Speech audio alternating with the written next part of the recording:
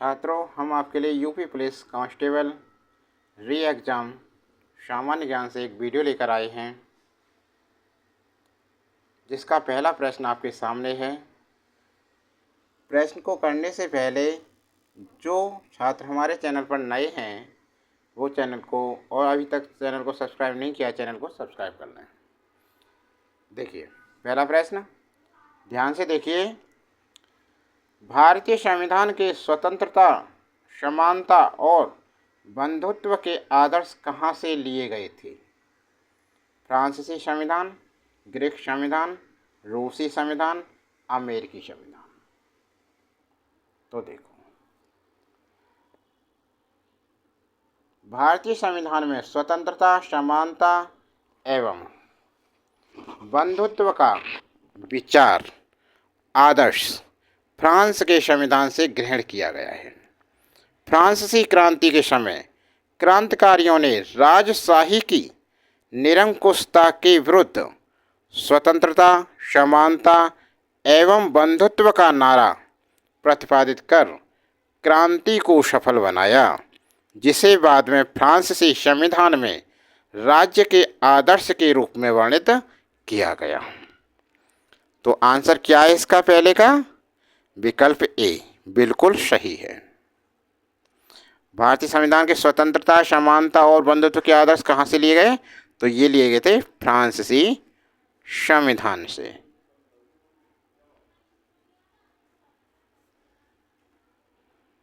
संविधान, ठीक है। अगला प्रश्न, भारत के संविधान की प्रस्तावना को कहा जाता है? आमुख, प्रलेख, राजनीति के निर्देशक सिद्धांत, संविधान की मुख्य विशेषताएं। तो देखिए, भारत के संविधान की प्रस्तावना को आमुख कहा जाता है। प्रस्तावना में उस आधारभूत दर्शन और राजनीतिक, धार्मिक, नैतिक एवं मौलिक मूल्यों का उल्लेख है जो हमारे संविधान के आधार पर हैं। के.एम. मुंशी के अनुसार प्रस्तावना हमारी संप्रभु लोकतांत्रिक गणराज्य का भविष्य फल है।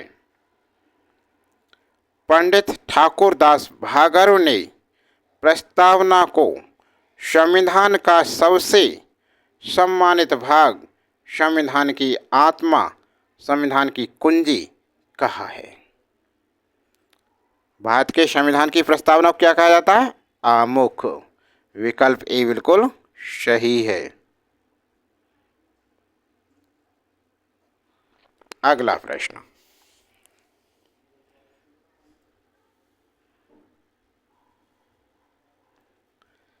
निम्नलिखित में से किसको संविधान की आत्मा के रूप में माना गया है? राज्य के नीति निर्देशक सिद्धांत, बी राष्ट्रीय ध्वज, सी प्रस्तावना, डी मूल अधिकार। देखिए इसके लिए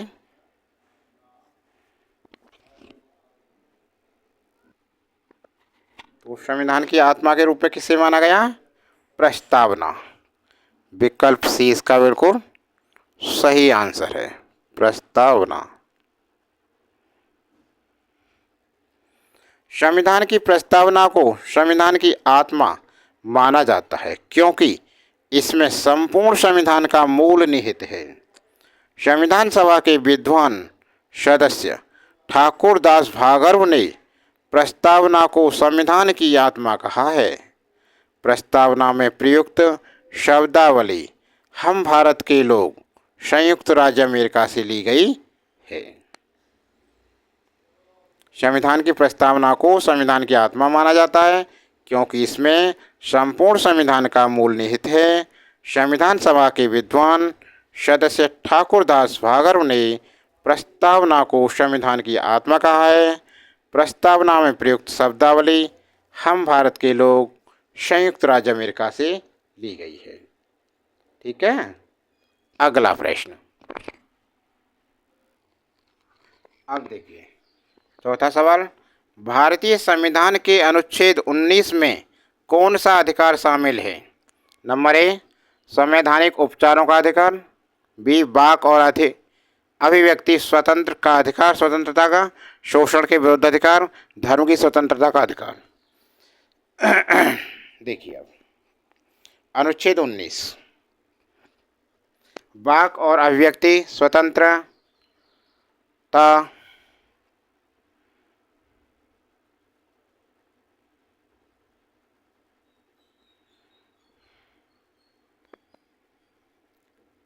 का अधिकार से है, बी संबंधित है। ये देखिए, यहाँ देखिए इसका आंसर बी बिल्कुल सही है। इसका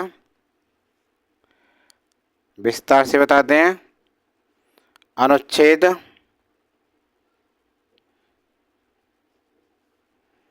19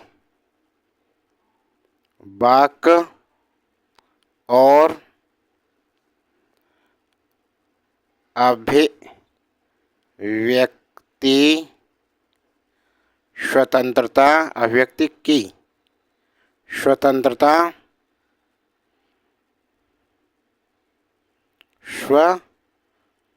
स्वतंत्रता ऐसी हो गई। ये पेपर में मिस्टेक से आया है। स्वतंत्रता की समानता से संबंधित है, संबंधित है। अब देखिए मौलिक अधिकार। मौलिक अधिकार और अनुच्छेद।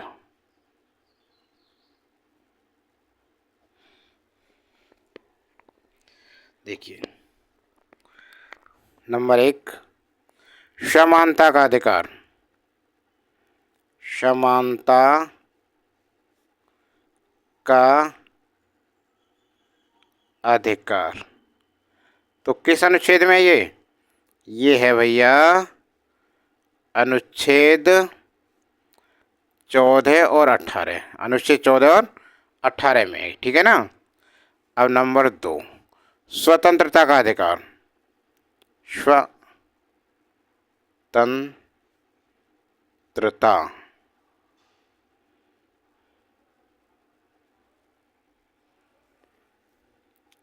का अधिकार तो कौन से अनुच्छेद में ये? तो ये है अनुच्छेद स्वतंत्रता का अधिकार, अनुच्छेद 19-22। अनुच्छेद 19 से 22, 19-22 हो गया। अब नंबर 3, शोषण के विरुद्ध अधिकार। शोषण के विरुद्ध अधिकार किस अनुच्छेद में अधिकार है ये? तो ये है अनुच्छेद 22 और नहीं 22 नहीं 23। शोषण के विरुद्ध अधिकार है अनुच्छेद 23 और 24। अगला देखो नंबर 4, धर्म की स्वतंत्रता का अधिकार किस अनुच्छेद में ये? तो ये हो गया भाई अनुच्छेद 25, 28, 25 से 28 है। और देखो नंबर 5, 25 से 28 हो गया। धर्म की स्वतंत्रता का अधिकार अनुच्छेद 25-28। संस्कृति एवं शिक्षा संबंधी अधिकार किस अनुच्छेद में? तो ये है अनुच्छेद 29 से 30, अनुच्छेद 29 से 30 है। अब नंबर 6, संवैधानिक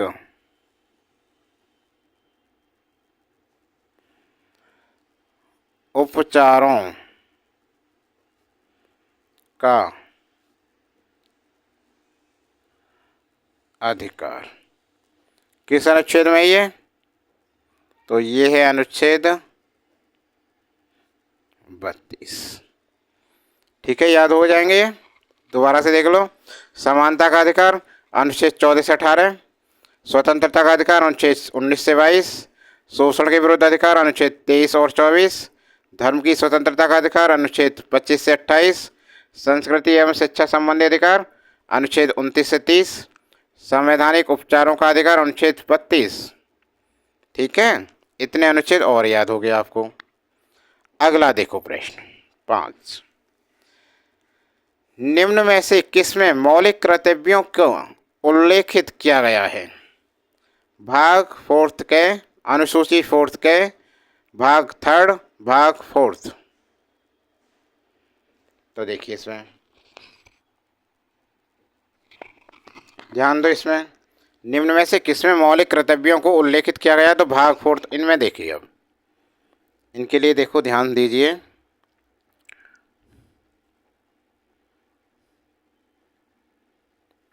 पहले तो इसका आंसर बताएं आपके लिए। मौलिक कर्तव्यों का उल्लेख किया गया भाग 4 में।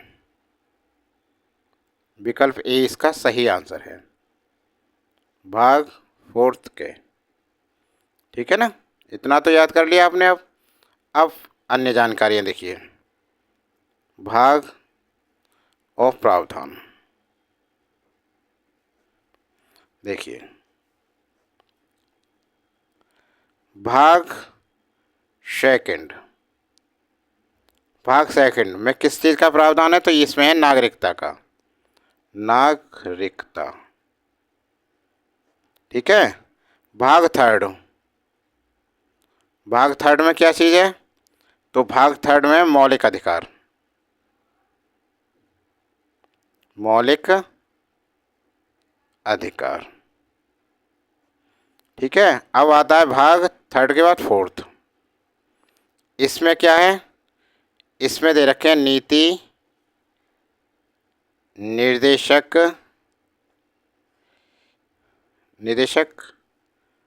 तत्व। और भाग यहाँ 4 क्या लिखा है? तो इसमें है मौलिक कर्तव्य।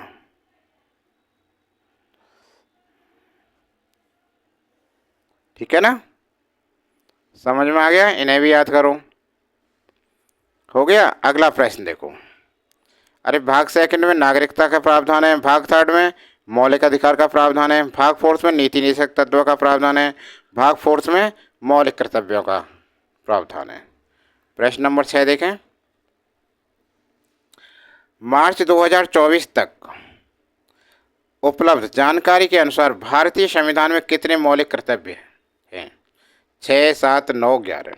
देखिए, मूल कर्तव्य को वर्ष 1976 में सरकार द्वारा गठित स्वर्ण सिंह समिति की सिफारिश पर 42वें संविधान संशोधन द्वारा भाग 4 के अनुच्छेद 51 के में जोड़ा गया। 42वें संविधान संशोधन द्वारा भाग 4 के अनुच्छेद 51 के में जोड़ा गया। मूल रूप से संविधान में मूल कर्तव्यों की संख्या 10 थी, परंतु वर्ष 2002 में 86वें संविधान संशोधन द्वारा 11 हो गई, जिसमें प्रत्येक माता पिता अपने 6 से 14 वर्ष तक के बच्चों को शिक्षा का अवसर प्रदान करेंगे। मूल कर्तव्य को वर्ष 1976 में सरकार द्वारा गठित स्वर्ण सिंह समिति की सिफारिश पर 42वें संविधान संशोधन द्वारा भाग 4 के अनुच्छेद 51 के में जोड़ा गया। मूल रूप से संविधान में मूल कर्तव्यों की संख्या 10 थी, परंतु वर्ष 2002 में 86वें संविधान संशोधन द्वारा 11 हो गई, जिसमें प्रत्येक माता पिता अपने 6 से 14 वर्ष तक के बच्चों की शिक्षा का अवसर प्रदान करेंगे। तो कितनी है मौलिक कर्तव्य अब हैं? 11। आंसर विकल्प डी बिल्कुल सही है। अगला प्रश्न नेक्स्ट। अब देखिए 7वां प्रश्न।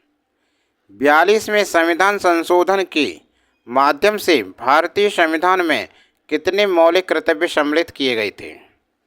तो ये कितने किए गए थे मौलिक कर्तव्य? सी विकल्प 10। अब देखिए, सरदार स्वर्ण सिंह समिति की अनुशंसा पर संविधान के 42वें संविधान संशोधन 1976 द्वारा भारतीय संविधान में 10 मूल मौलिक कर्तव्यों की सम्मिलित किया गया था 42वें संविधान संशोधन के, ठीक है ना। इसे रूस के संविधान से लिया गया है। किसके संविधान से लिया गया था? रूस के संविधान से, ठीक। 2002 में 86वें संशोधन द्वारा एक और मौलिक कर्तव्य शामिल किया गया, जिसमें प्रत्येक माता पिता या अभिभावक को यह सुनिश्चित करने का कर्तव्य सौंपा गया कि उनके 6 से 14 वर्ष तक के बच्चे को शिक्षा का अवसर उपलब्ध हो गया। मौलिक कर्तव्यों को भारतीय संविधान के भाग 4 के में अनुच्छेद 51 के तहत जोड़ा गया। अब फिलहाल 11 हैं मौलिक कर्तव्य, लेकिन 42वें संविधान यहाँ दे रखा है प्रश्न, 42वें संविधान संशोधन के माध्यम से कितने जोड़े गए थे मौलिक कर्तव्य? थे 10। अगला प्रश्न, निम्नलिखित में से कौन से मौलिक कर्तव्य हैं? विकल्प ए ये सभी, बी सार्वजनिक संपत्ति की सुरक्षा करना, सी वैज्ञानिक दृष्टिकोण और मानववाद विकसित करना, डी भारत की संप्रभुता, अखंडता और एकता की रक्षा करना। तो मौलिक कर्तव्य कौन सा है इसमें? इसका विकल्प ए बिल्कुल सही है। ये सभी हैं, सभी मौलिक कर्तव्य हैं। 26 जनवरी 1950 को 26 जनवरी 1950 को लागू किए गए भारतीय संविधान में मौलिक कर्तव्यों का कोई उल्लेख नहीं था। जब हमारा भारतीय संविधान लागू हुआ था 26 जनवरी 1950 को लागू किए गए भारतीय संविधान के मौलिक कर्तव्यों का कोई उल्लेख नहीं था। लेकिन 42वें संविधान संशोधन अधिनियम 1976 द्वारा स्वर्ण सिंह समिति के सुझाव पर भारतीय संविधान में एक नया भाग 4 के जोड़ा गया, जिसमें अनुच्छेद 51 के अंतर्गत 10 मौलिक कर्तव्यों को जोड़ा गया। फिर 86वें संविधान संशोधन अधिनियम 2002 द्वारा माता पिता या अभिभावक द्वारा बच्चों को शिक्षा के अवसर प्रदान करना को मौलिक कर्तव्य में शामिल किया गया। अतः वर्तमान में दिए गए विकल्पों में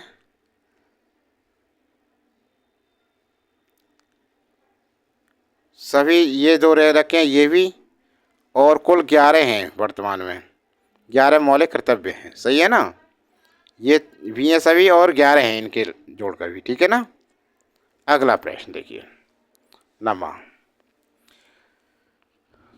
शिक्षा का अधिकार एक मौलिक अधिकार है जो कि संबंधित है, किससे संबंधित है? अनुच्छेद 21A से, अनुच्छेद 19 से, अनुच्छेद 29 एवं 30 से, इनमें से कोई नहीं। अब देखिए, शिक्षा का अधिकार एक मौलिक अधिकार है जो कि संबंधित है अनुच्छेद 21A से। विकल्प इसका बिल्कुल सही है, अनुच्छेद 21A से, ठीक है ना। देखिए, शिक्षा का अधिकार एक मौलिक अधिकार है जिसका संबंध अनुच्छेद 21A से है। यह प्रावधान 86वें संविधान संशोधन अधिनियम 2002 के माध्यम से जोड़ा गया। अनुच्छेद 19 में वाक एवं अभिव्यक्ति की स्वतंत्रता का अधिकार तथा अनुच्छेद 29 एवं 30 में संस्कृति और शिक्षा संबंधी अधिकार हैं। इसमें क्या है, वाक और स्वतंत्रता का अधिकार, व्यक्ति की स्वतंत्रता। और 29-30 में क्या है, संस्कृति और शिक्षा संबंधी अधिकार हो गया। और 21A में शिक्षा का अधिकार एक मौलिक अधिकार है, 21A से है, समझ गए ना। अब 10वां सवाल देखिए, संविधान सभा द्वारा भारतीय संविधान को कब पारित किया गया था? 26 जनवरी 1950, 26 नवंबर 1949, 14 अगस्त 1947, 14 अगस्त 1948। तो संविधान सभा द्वारा भारतीय संविधान को कब लागू किया गया था? ये लागू किया गया था 26 नवंबर 1949, 26 नवंबर 1949। आंसर 26, बी विकल्प सही है इसका, 26 नवंबर 1949। देखिए, भारत संसदीय प्रणाली की सरकार वाला एक प्रभुत्व संपन्न समाजवादी धर्मनिरपेक्ष और लोकतांत्रिक गणराज्य है। यह गणराज्य भारतीय संविधान द्वारा शामिल है। यह गणराज्य भारतीय संविधान द्वारा शासित है। भारतीय संविधान सभा द्वारा 26 नवंबर 1949 ईस्वी को पारित हुआ और 26 जनवरी 1950 ईस्वी को प्रभावी हुआ। बाबा साहब डॉक्टर भीमराव अंबेडकर को भारत का संविधान निर्माता कहा जाता है। ये संविधान की मसौदा समिति के अध्यक्ष थे। 26 नवंबर 1949 ईस्वी को संविधान में कुल 395 अनुच्छेद, 8 अनुसूचियां तथा 22 भाग थे। प्रत्येक वर्ष 26 नवंबर को संविधान दिवस के रूप में मनाया जाता है। अगला प्रश्न,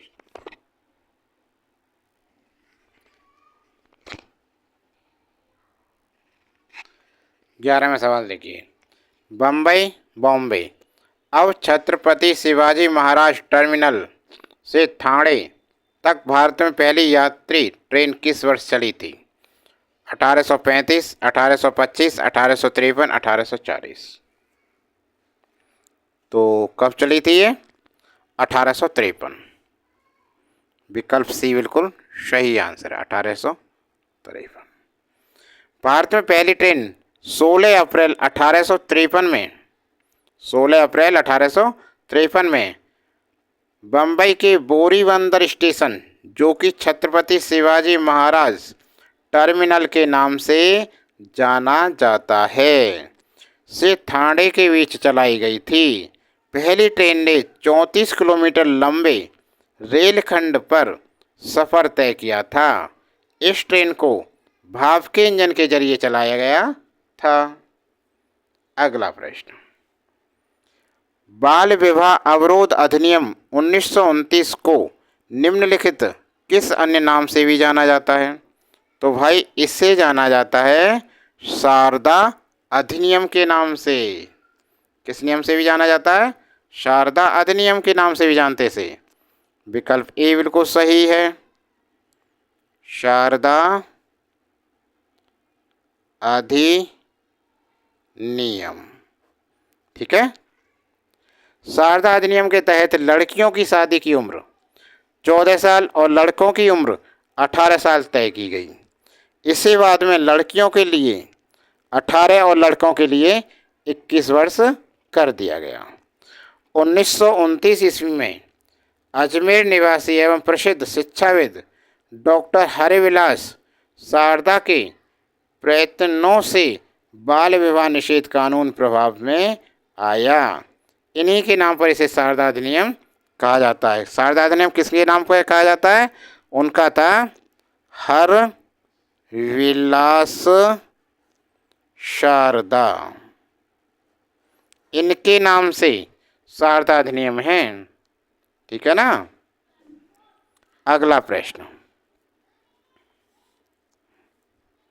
1764 में ब्रिटिश ईस्ट इंडिया कंपनी द्वारा स्थापित भारत का पहला डाकघर निम्नलिखित में से किस स्थान पर था? सिक्किम, पुणे, मद्रास अब चेन्नई, बॉम्बे अब मुंबई। देखिए, तो ये था विकल्प डी, बॉम्बे। बॉम्बे। अब मुंबई। भारत में पहला डाकघर 1764 में बॉम्बे, अब मुंबई में ब्रिटिश ईस्ट इंडिया कंपनी द्वारा स्थापित किया गया था। ब्रिटिश ईस्ट इंडिया कंपनी द्वारा स्थापित किया गया था। अक्टूबर 1854 को पहला अखिल भारतीय डाक टिकट जारी किया गया था। पहला अखिल भारतीय डाक टिकट जारी किया गया कब? 1854 में। ठीक है ना। अगला प्रश्न देखते हैं अब। इनमें से कौन सा मुगल बादशाह शराब को छूता तक नहीं था? अकबर, शाहजहां, जहांगीर, औरंगजेब। तो क्या है इसका आंसर? आंसर डी, डी विकल्प बिल्कुल सही है, औरंगजेब।